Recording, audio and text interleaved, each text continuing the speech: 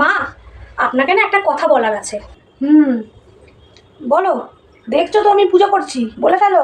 বলছি যে মানুষ করার ব্যাপারে আপনার অভিজ্ঞতা আমার থেকে অনেক অনেক বেশি, আমি স্বীকার করছি। বাবা, তোমার হলো কি? সকাল সকাল শাশুড়ির এত গুণগান করছো? বাবা, হলো কি? স্বপ্ন টপ্ন দেখছি নাকি আমি? কিন্তু কিন্তু কি? রেজাল্ট ভালো না। মানে?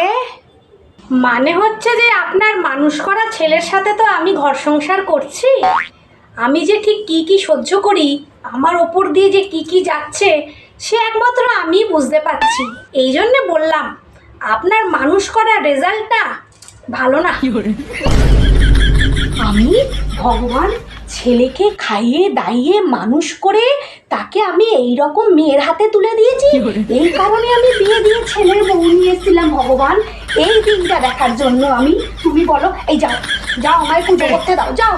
हे प्रभु हे हरि राम कृष्ण जगन्नाथ प्रेमानंद, ये क्या हुआ?